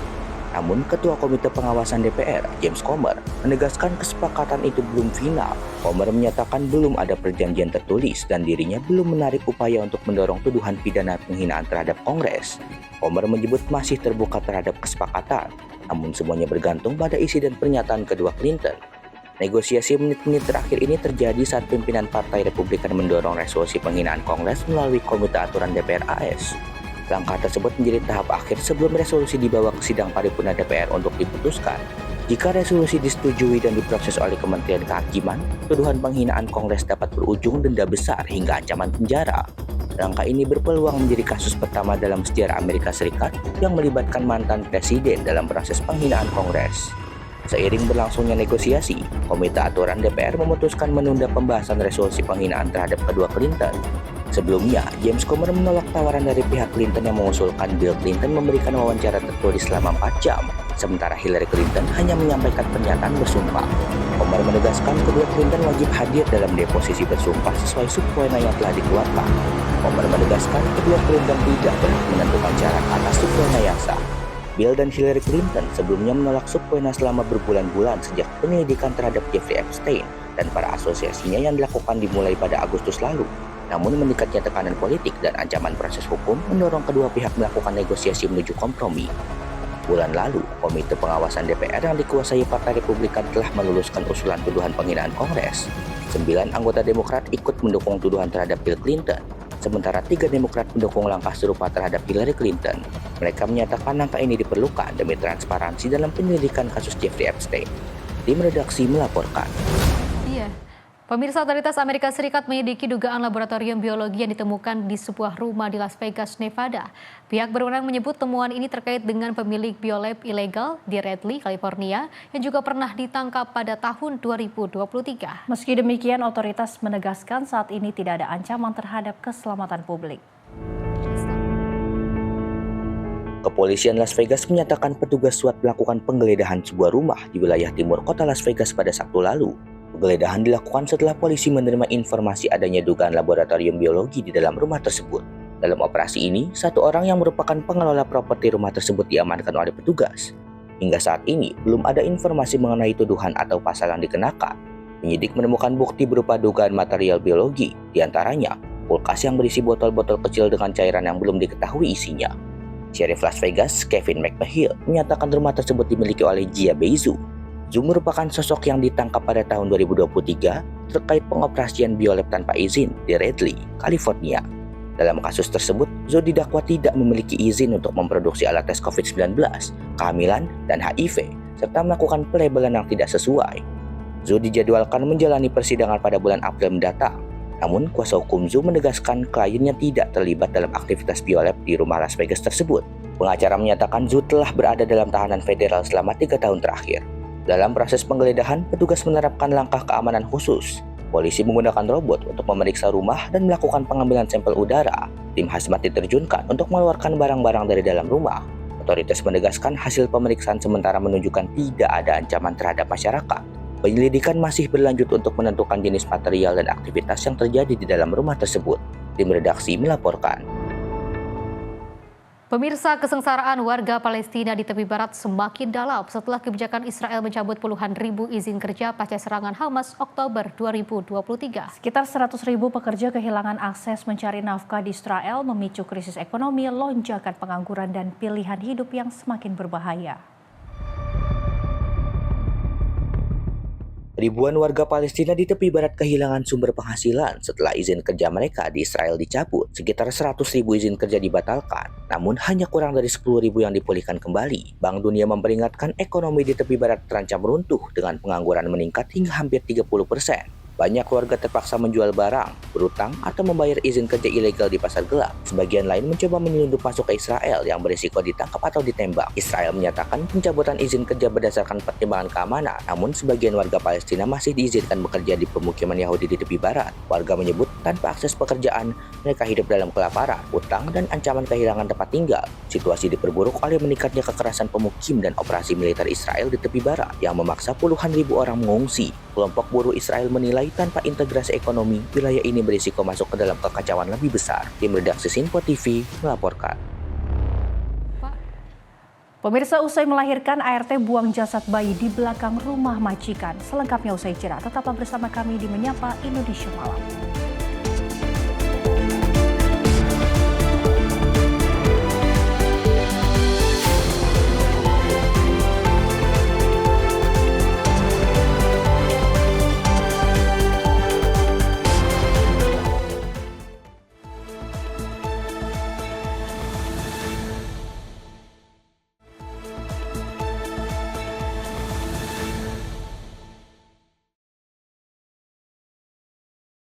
Terima kasih pemirsa, Anda masih bersama kami dan kita lanjutkan informasinya. Seorang wanita muda yang berprofesi sebagai asisten rumah tangga membuang jasad bayi yang baru dilahirkannya di belakang rumah majikan di komplek perumahan di Jalan Bilal, Medan, Sumatera Utara pada Selasa 10 Februari 2020. Di mana pelaku membuang jasad bayi malang ini usai dilahirkan di kamar mandi seorang diri. Warga komplek perumahan di Jalan Bilal, Medan, Sumatera Utara digegerkan dengan penemuan jasad bayi laki-laki di dalam kardus pada Selasa 10 Februari 2026. Jasad bayi malang ini ditemukan di belakang rumah seorang warga yang sedang membersihkan halaman rumah. Diduga jasad bayi ini baru saja dilahirkan dan sengaja dibuang. Aparat Kapolsek Medan Timur yang mendapat laporan mendatangi lokasi. Tidak butuh waktu lama, aparat kemudian mengamankan ibu bayi malang ini yang tidak lain adalah asisten rumah tangga. Saat diamankan di kamarnya, ibu sang bayi inisial SA dalam kondisi lemah usai melahirkan. Kapolsek Medan Timur Kompol Agus Butar-Butar mengatakan tersangka melahirkan sekitar pukul Selasa dini hari, sekitar pukul 3:30 waktu Indonesia Barat di dalam kamar mandi rumah majikannya. Usai melahirkan tanpa bantuan orang lain, wanita berusia 19 tahun ini kemudian masukkan ke dalam kardus dan juga membuang bayi hasil hubungan gelapnya dengan kekasihnya di belakang rumah majikannya. Di belakang rumah telah ada seorang bayi di dalam kotak, dalam kondisi telanjang dan sudah meninggal dunia. Ibu bayi profesinya di dalam rumah itu adalah pembantu rumah tangga. Dari informasi yang kita dapatkan dari ibu bayi hasil hubungan gelap dengan pacarnya. Menurut keterangan daripada pelaku bahwa dia melahirkan di dalam kamar mandi tanpa pertolongan orang lain. Cukup umur itu nanti sesuai dengan hasil otopsi. Kita tidak bisa memastikan dan kita masih mendalami keterangan daripada tersangka. Dari hasil pemeriksaan kita, pemilik rumah tidak mengetahui selama ini bahwa tersangka ini hamil. Saat ini jasad bayi disemayamkan di Rumah Sakit Umum Pringadi Medan, sedangkan ibu sang bayi yang masih dalam kondisi lemah masih dalam perawatan medis. Dari Medan, Sumatera Utara, jurnalis Sinpo TV melaporkan. Pemirsa, Ketua Komisi 3 DPR Habibur Rahman menanggapi terkait seorang ayah yang dijatuhkan hukuman mati setelah melakukan pembunuhan usai anaknya menjadi korban kekerasan seksual di Pariaman, Sumatera Barat. Meski pembunuhan tidak dapat dibenarkan, dirinya meminta untuk dapat mempertimbangkan tujuan dan motif pelaku sesuai pada pasal 54 KUHP. Polres Pariaman, Sumatera Barat berhasil mengamankan satu pelaku berinisial ED atas dugaan pembunuhan terhadap F yang ditemukan kritis di tepi jurang kawasan Korong Potomuaro. Alasan motif pelaku pembunuhan dikarenakan F merupakan pelaku kekerasan seksual terhadap anak ED yang baru berusia 17 tahun. Ketua Komisi 3 DPR Habibur Rahman menyatakan rasa empatinya setelah mengetahui motif pelaku tersebut. Dirinya mendorong aparat penegak hukum untuk dapat mempertimbangkan dengan melihat motif dan tujuan pelaku yang merujuk dalam pasal 54 KUHP.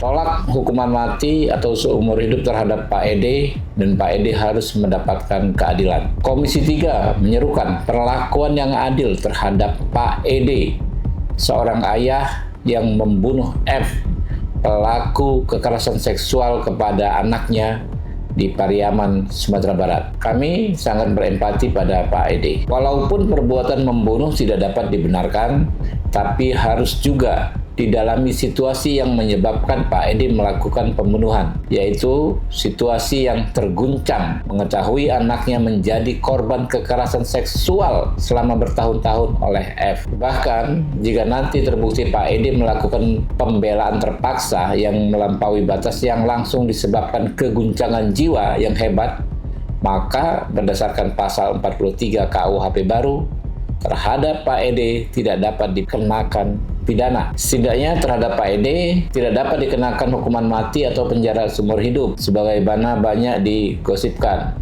dirumorkan. Karena berdasarkan pasal 54 KUHP, dalam penjatuhan hukuman harus dipertimbangkan motif dan tujuan pidana dan sikap batin pelaku tindak pidana. Dalam hal ini, Pak Ede memang melakukan pembunuhan karena sakit hatinya dan rasa cintanya kepada anak perempuannya. Jadi hukum itu harus ditegakkan dengan rasa keadilan. Komisi 3 DPR RI akan terus melakukan pengawalan dan memantau berjalannya pemeriksaan dalam perkara Pak Ede ini. Semoga Pak Ede mendapatkan keadilan. Dari Jakarta, Fahrizal Davarizkiano, Sinpo TV melaporkan.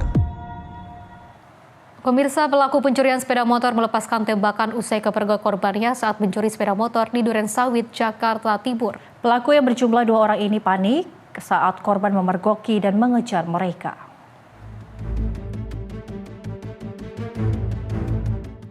Dari rekaman kamera CCTV nampak 2 pelaku datang menggunakan sepeda motor dan masuk ke dalam halaman rumah warga yang berada di perumahan Kafling PTB Durensawit, Jakarta Timur. Penghuni rumah yang menyadari ada orang tak dikenal masuk ke halamannya langsung menegur dan juga menyatakan tujuannya. Namun kedua pelaku justru panik dan juga mengacungkan senjata tajam. Saat dikejar dan juga diteriaki, pelaku pun nekat melepaskan tembakan ke udara sehingga pemilik rumah menghentikan langkahnya. Pelaku dipergoki saat tengah memantau situasi rumah korban untuk menggasak sepeda motor. Beruntung aksinya berhasil digagalkan meski korban sempat syok. Ya, pemilik rumah dengan Sony hari Sabtu ya, pas setengah 7 malam itu mau maghrib itu ya, pas maghrib. Jadi saya pas pantau CCTV, kebetulan memang lagi penjaga lagi keluar, jadi saya standby CCTV dari rumah. Terus tiba-tiba ada orang nggak dikenal masuk. Saya pikir nyari kos kan atau tukang paket atau apa, tapi ternyata dia diam-diam masuk ke sini. Terus saya kagetin juga dia kan, woi mau ngapain gitu. Nah, dia langsung mundur. Terus karena istri saya panik, saya jatuh di sini, lari mau ngejar dia. Ternyata dia ngacungin senjata api seperti yang ada di video tersebut ya gitu. Jadi mulai nekat lah. Jadi berdua dia. Yang wadah senjata api satu orang. Kini korban telah melaporkan upaya pencurian tersebut ke petugas kepolisian dan berharap polisi bergerak cepat meringkus para pelaku lantaran sangat meresahkan. Dari Jakarta, jurnalis Sinpo TV melaporkan. Peristiwa lainnya, pemirsa, aparat kepolisian menangkap seorang pria pelaku tawuran antar kelompok yang viral, kedapatan membawa busur serta senjata tajam. Pelaku ditangkap di kawasan Talo, Kota Makassar, Sulawesi Selatan. Inilah rekaman video amatir yang sempat viral di media sosial. Dalam video ini terlihat seorang pria nekat menghunuskan busur dan juga ketapel saat tawuran antar kelompok pecah di Jalan Lembo, Kecamatan Talo, Kota Makassar, Sulawesi Selatan. Saat petugas tiba di lokasi untuk membubarkan massa, pelaku justru terlihat memamerkan busur dan juga ketapel ke arah petugas. Tak hanya itu, ia juga melindungi diri menggunakan tameng yang juga terbuat dari lembaran seng. Usai melakukan penyelidikan selama 2 hari dan juga mengantongi identitas pelaku, polisi akhirnya bergerak cepat menuju persembunyian pelaku di kawasan pemakaman di wilayah Kecamatan Talo. Hakal pun tak berkutik saat polisi merangsak masuk dan juga menangkapnya ketika sedang tertidur pulas. Meski sempat mengelak dan juga mencoba mengelabui petugas terkait dengan kepemilikan senjata, polisi yang sigap berhasil menemukan 3 anak panah dan 1 pelontar ketapel dari hasil penggeledahan. Rekaman jejak pelaku ternyata cukup kelam. Selain meresahkan warga karena sering terlibat tawuran, HK juga diketahui sering mengancam orang tua kandungnya jika tidak diberikan uang. Adanya laporan dari pihak keluarga inilah yang membuat polisi mempercepat proses penangkapan. Guna mempertanggungjawabkan perbuatannya, pelaku kini digelandang ke Mapolsek Talo untuk pemeriksaan lebih lanjut. Sekitar 3 minggu yang lalu, pada saat unit patroli dari Polsek Talo melakukan patroli di wilayah Lembo, pelaku dengan sengaja memperlihatkan busur dan ketapel, kemudian melarikan diri. Beberapa hari kemudian kita lakukan pencarian, namun yang bersangkutan tidak ditemukan. Dari keluarganya, orang tuanya dengan adiknya mengadukan ke Polsek Talo terkait tindakannya yang sering melakukan pengancaman pada saat tidak diberikan uang oleh orang tuanya. Kita mendapat informasi bahwasanya yang bersangkutan ada di rumah setelah beberapa hari tidak kembali ke rumahnya. Dari informasi yang kami dapatkan juga di lokasi, ternyata pelaku sudah meresahkan di lingkungan masyarakat karena sering melakukan keributan ataupun ancaman di sekitar rumahnya. Betul bahwasanya dia adalah salah satu pelaku yang sering melakukan perang kelompok dari wilayah Lembu. Pasal yang disangkakan yaitu pasal 307 ayat 1 KUHP Undang-Undang Nomor 1 Tahun 2023 dengan ancaman 7 tahun penjara. Dari hasil pemeriksaan awal, pelaku diketahui merupakan pemain lama dalam aksi perang kelompok di wilayah Talo. Saat ini polisi masih terus mendalami kemungkinan adanya pelaku lain yang terlibat dalam aksi anarkis tersebut. Dari Makassar, Sulawesi Selatan, jurnalis Simpo TV melaporkan. Aksi nekat dua pengamen di Kota Bekasi, Jawa Barat terekam jelas oleh kamera pengawas. Keduanya diduga mencuri satu unit sepeda motor yang terparkir di garasi rumah warga saat kondisi lingkungan tengah sepi.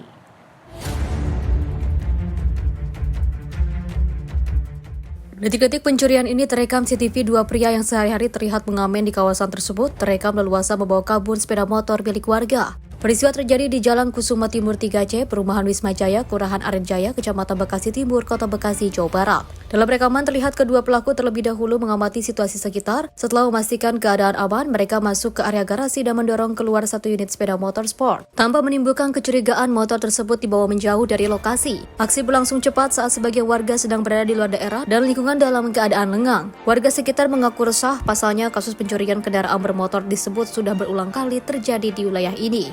Ya, kronologisnya kebetulan hilang motornya, kita warga lagi pergi piknik ke Purwakarta. Nah, kejadian kalau dilihat dari CCTV itu kejadiannya sekitar jam 12 siang. Hari apa? Hari Sabtu, tanggal 7 bulan 2 hari Sabtu kemarin. Itu pelaku ada berapa orang? Pelaku 2, itu pengamen yang sudah selalu lewat ke sini. Hari Jumatnya baru ngamen di sini. Di ibu sebelah ngasih. Emang sering ya Bu dia? Sering. Jadi apa mukanya warga? Kalau muka itu kita kurang hafal, tapi kalau ciri-ciri dia tuh hafal lah itu orang gitu. Anak muda atau gimana sih? Kayaknya masih muda. Karena kalau di saya kan langsung di ruang anjing kan. Jadi dia takut. Jadi kita cuma nengok bodinya doang. Kalau muka itu jarang kita lihat gitu. Bu, kalau posisi motor itu memang di dalam atau gimana sih? Memang posisi motor di dalam. Di rumah kosong ini. Itu di situ nggak ada juga di situ. Udah lama memang taruh situ ya Bu ya. Udah lama gitu. Dia ngambilnya pakai apa Bu? Didorong aja, kita lihat dari CCTV didorong, tapi namun di otek-otek nggak dapat kali jangkauannya. Cuman kan lihatnya didorong aja. Dan waktu dia masuk ke sini kelihatan kan. Terus waktu dorong dia mau keluar bawa motor itu kelihatan gitu. Ini kejadian pertama kali atau sebelumnya udah pernah kejadian? Udah, sebelumnya udah pernah. Tapi entah berapa bulan yang lalu ya, aku lupa. Pelakunya pengamen juga? Itu nggak tahu kita. Beda.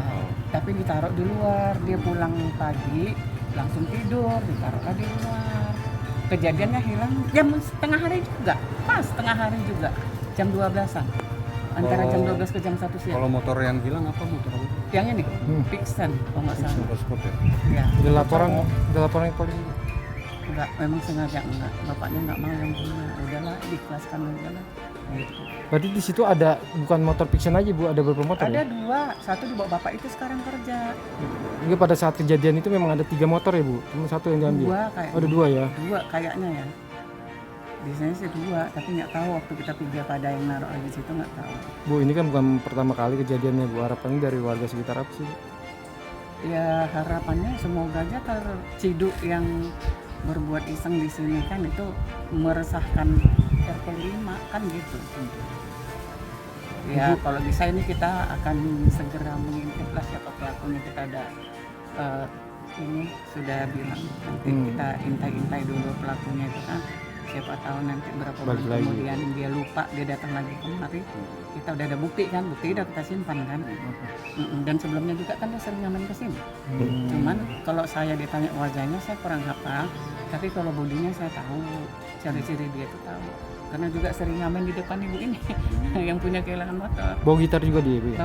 Bawa gitar kan berdua. Warga berharap patroli keamanan dapat lebih ditingkatkan guna mencegah aksi serupa kembali terjadi. Dari Bekasi, Jawa Barat, jurnalis Simpo TV melaporkan. Pemirsa, aksi pencurian kendaraan bermotor kembali terjadi di Kota Palembang, Sumatera Selatan. Kali ini sepeda motor seorang lansia hilang di parkiran minimarket di Jalan Musi Raya Timur, Kecamatan Sako, Kota Palembang. Dan aksi pencurian ini terekam kamera pengawas pada Senin malam 9 Februari 2026.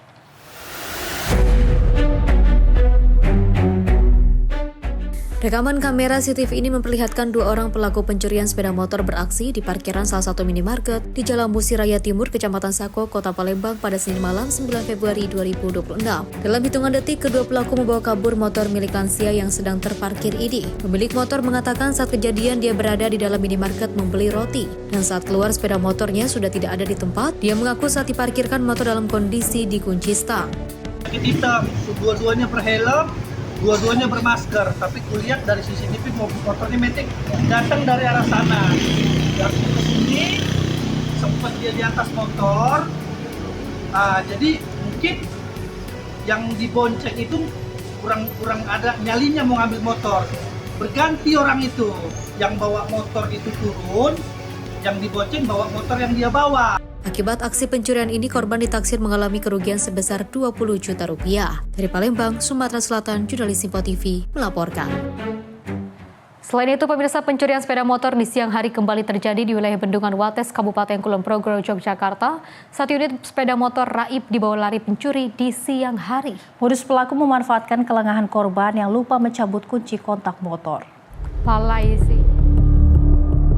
Dalam rekaman CCTV di lokasi aksi pencurian terjadi di depan ruko di Jalan Wahid Hashim, Bendungan Wates, Kabupaten Kulon Progo, Yogyakarta. Sepeda motor korban terparkir di depan salah satu bengkel dengan kunci kontak yang masih menempel. Dalam hitungan detik, pelaku yang melintas di lokasi kemudian merapat ke sepeda motor ini dan juga membawanya pergi. Pemilik motor baru menyadari sepeda motornya hilang saat keluar rumah yang sekaligus bengkel itu.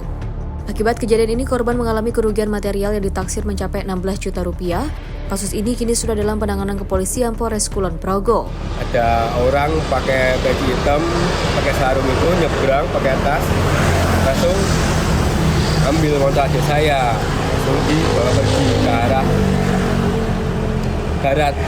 Sampai sekarang belum ketemu orangnya di mana, seperti itu. Itu berapa menit mas kejadian itu?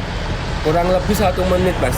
Jadi adik saya baru datang, langsung masuk, orangnya langsung beraksi ambil motor adik saya. Jadi, hanya gara-gara kuncinya ketinggalan? Ya, karena kuncinya nggak dilepas.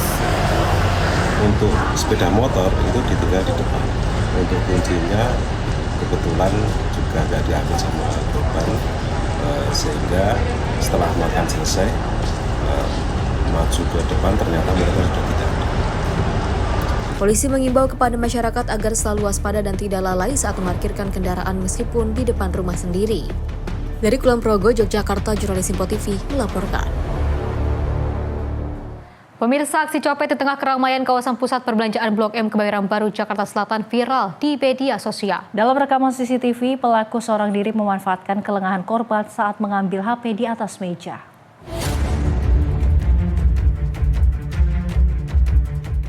Inilah rekaman CCTV saat orang pria beraksi mengambil telepon genggam seorang wanita yang berada di atas meja. Dalam rekaman CCTV terlihat pelaku yang beraksi seorang diri sempat mondar-mandir memantau lokasi. Saat korban lengah meletakkan HP di atas meja, pelaku pun dengan cepat mengambil HP dan pergi. Pihak kepolisian Polres Metro Jakarta Selatan mengaku telah mengetahui hal ini dan telah melakukan pengecekan di lokasi. Namun sayang, kasus pencurian dengan modus copet ini tidak dilaporkan kepada kepolisian.